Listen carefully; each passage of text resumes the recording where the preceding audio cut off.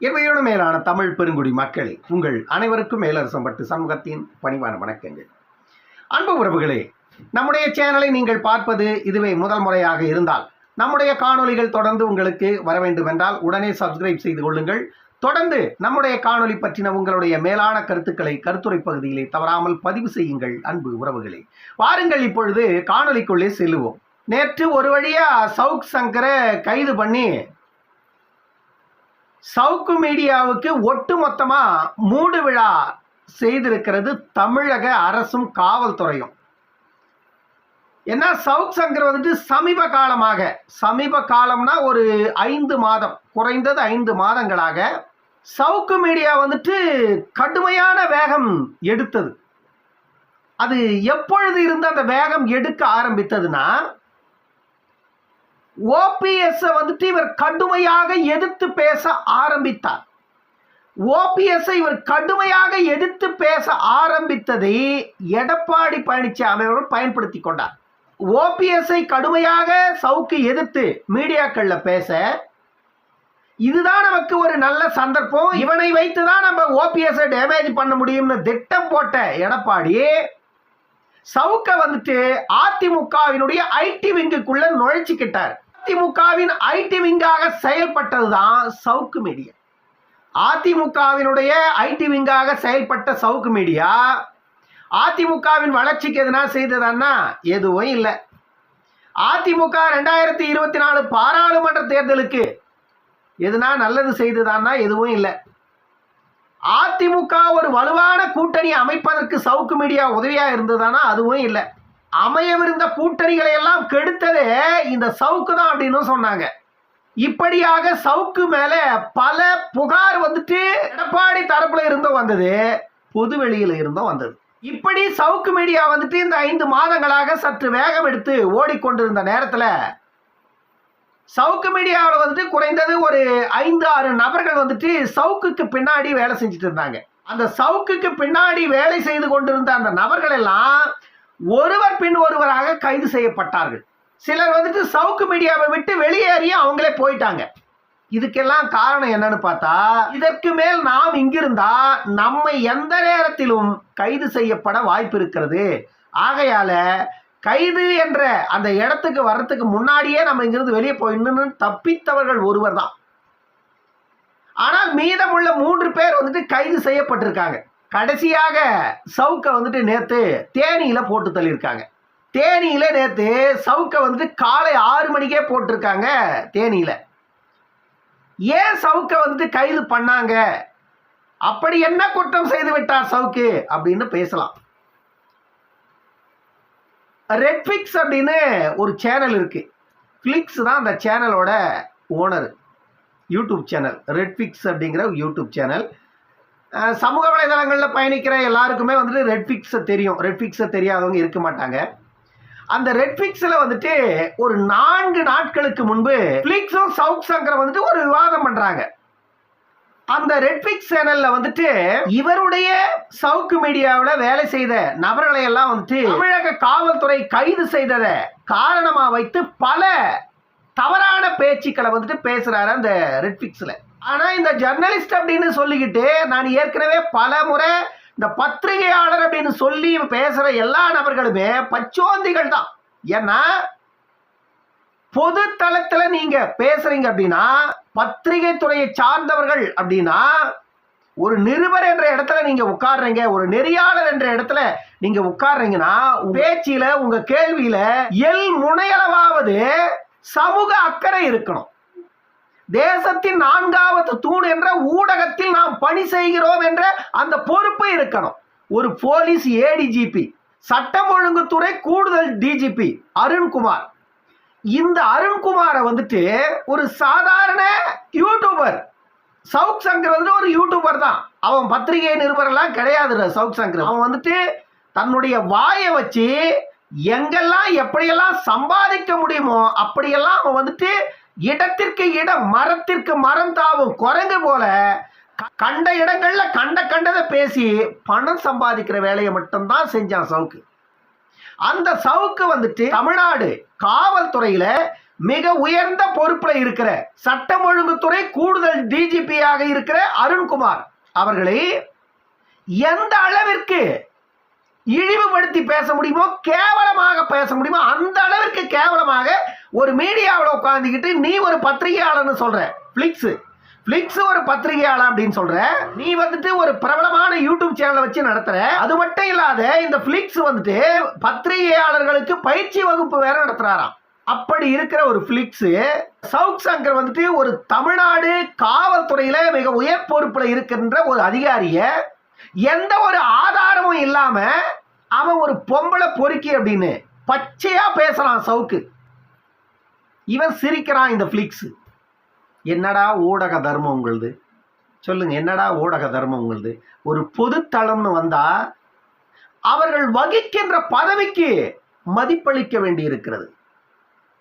அரசாங்கத்தினுடைய பதவி, நிர்வாகத்துறை என்பது எப்படி பாராளுமன்றமோ எப்படி சட்டமன்றமோ அதே போன்றுதான் நிர்வாகத்துறை. ஒரு மக்களால் தேர்ந்தெடுக்கப்பட்ட பாராளுமன்ற உறுப்பினரை அவ்வளவு சாதாரணமா தேர்ந்தெடுத்த மக்களே கொச்சைப்படுத்தி விட முடியாது. சட்டமன்ற உறுப்பினரை தேர்ந்தெடுத்த மக்களே கூட கொச்சைப்படுத்தி விட முடியாது. நிர்வாகத்துறையில் பணியாற்றுகிறவர்களையும் அதே போலதான் யாரும் அவ்வளவு எளிதில் தரக்குறைவாக பேசிவிட முடியாது. ஆனால் பத்திரிகையாளர் என்று சொல்லிக் கொண்டு திரிகின்ற இந்த மரத்திற்கு மரம் தாவும் இந்த குரங்கு ஒரு தமிழ்நாட்டினுடைய மிக உயர் பொறுப்பில் இருக்கின்ற சட்டம் ஒழுங்கு துறையின் கூடுதல் டிஜிபியாக பணியாற்றி கொண்டிருக்கின்ற அருண்குமார் அவர்களை எந்த ஒரு ஆதாரமும் இல்லாத அவ்வளவு கொச்சையா பேசுறான். அது மட்டும் இல்லாம தமிழ்நாட்டில் இருக்கிற பெண் போலீஸ் அதிகாரிகள் உட்பட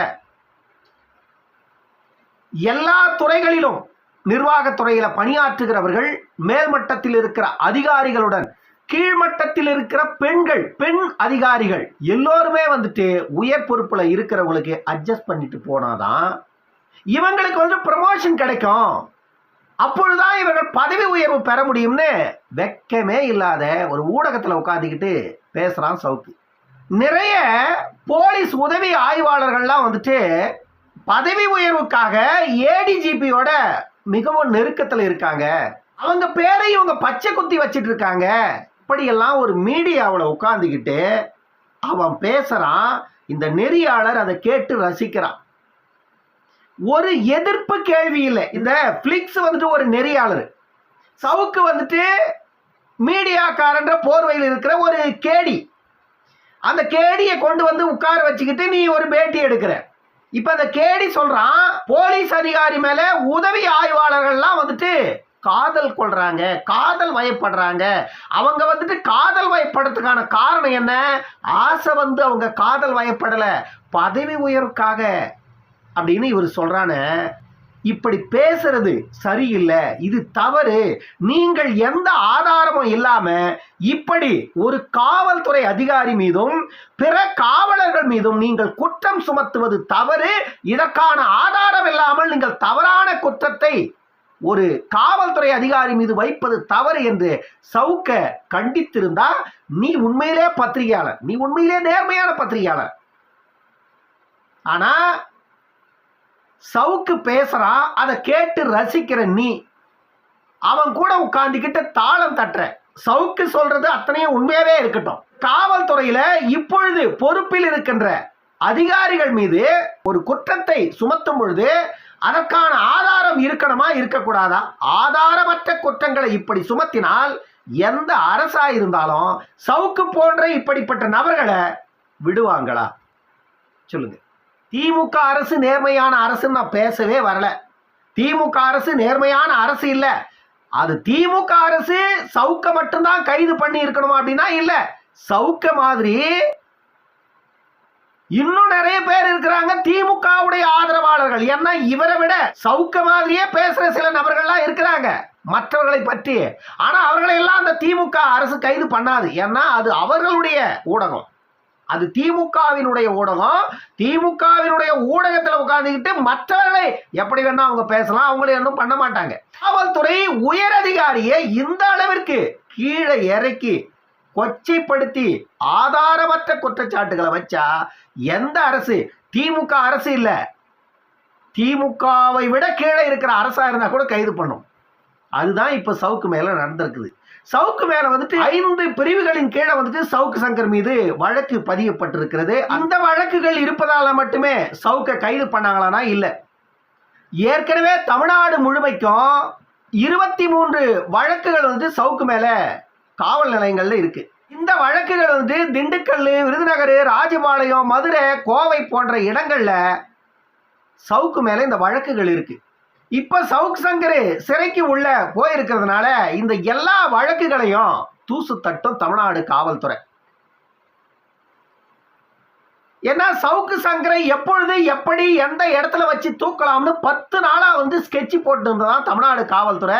எந்த ஆதாரத்தை முன்வைத்து இவரை முதல்ல உள்ள தூக்குறது பிளான் பண்ணிக்கிட்டு இருந்திருக்காங்க தமிழ்நாடு காவல்துறை. அந்த நேரத்துல தான் பிளிக்ஸ் சவுக்கும் பேசின இந்த காணொளி வெளியாகி சவுக்க வந்துட்டு வசமா சிக்க வச்சிருச்சு. சவுக்க வந்துட்டு ஒரு ஜெர்னலிஸ்டா, ஒரு பத்திரிகையாளனா அப்படின்னா அது கிடையாது. சவுக்கு வந்துட்டு ஒரு யூடியூபர். அதுவும் எப்படியாப்பட்ட யூடியூபர் சவுக்குனா, தன்னுடைய வாயால எந்த அளவிற்கு பொய் பேச முடியுமோ, எந்த அளவிற்கு எதிர்த்தரப்ப டேமேஜ் பண்ண முடியுமோ அந்த அளவிற்கு. எனக்கு தெரியாதது எதுவுமே இல்லை உலகத்துல, எல்லாமே எனக்கு தெரியும். எனக்கு தெரியாத இங்க ஒரே ஆணி கூட புடுங்க முடியாது யார் அப்படின்னு வாய் சவடால் விட்டு அந்த வாயை வச்சு ஆதன் தமிழ், மாதேசு, ரெட்பிக்ஸ், பிளிக்ஸ் இந்த 2 சேனல்ல மட்டுமே வாய் சவடால் விட்டு வாயை வச்சு சம்பாதிக்க கத்துக்கிட்டவர் தான் இந்த சவுக்கு. அநேகமா இந்த வழக்கில் வந்துட்டு சவுக்கு மேல குண்டாஸ் பாய் அப்படின்னு சொல்றாங்க. குண்டாஸ் பாய்ந்து ஓராண்டிற்கு சவுக்கு உள்ள இருந்துட்டு வெளியே வந்தா மாதேசு, இந்த பிளிக்ஸ் போன்றவர்கள்லாம் கொஞ்சம் அடங்குவாங்க. இதுல ஒரு பெரிய ஆச்சரியப்பட வேண்டிய விஷயம் என்னன்னா, தமிழ்நாட்டில் எத்தனையோ அநியாயங்கள், அக்கிரமங்கள் எல்லாம் நடந்துட்டு இருக்குது. வாய் திறக்காத எடப்பாடி பழனிசாமி சவுக்கு சங்கரை காவல்துறை கைது பண்ணதுக்கு கண்டனம் தெரிவிச்சிருக்காரு. சவுக்கு சங்கர் கைதுக்கு கண்டனம் தெரிவிச்சிருக்காரு எடப்பாடி. பத்திரிகையாளர்களின் அடக்குமுறைக்கு கண்டனம் தெரிவித்திருக்காரு. இவர் பத்திரிகையாளரா? சேலம் மாவட்டத்தில் தீவட்டிப்பட்டியில் நடந்து கொண்டிருக்கின்ற அந்த கலவரத்துக்கு எத்தனை ஆணியை போய் பிடிங்கி போட்டிருக்கிறார் எடப்பாடி பழனிசாமி. சவுக்கு சங்கர் கைது செய்யப்பட்டிருப்பது சரியா தவறா என்பதையும் தாண்டி வாய் இருக்குதுன்னு பொது தளத்துல எதை வேணா பேசலாம், யாரை வேணா பேசலாம், எப்படி வேணா பேசலாம், எனக்கு எல்லாம் தெரியும், நான் பெரிய வெண்ண வெட்டி அப்படின்னு சவுக்கு மாதிரி பேசுற எல்லாருக்கும் எந்த அரசாக இருந்தாலும் இந்த மாதிரி நடவடிக்கைகள் என்பது கண்டிப்பாக பாயும். அப்பதான் அது அரசு. இன்னொரு காணொலியில் சந்திக்கும் வரை உங்களிடமிருந்து விடைபெற்றுக் கொள்வது மேலரசம்பட்டு சண்முகம். நன்றி, வணக்கம் அன்பு உறவுகளே.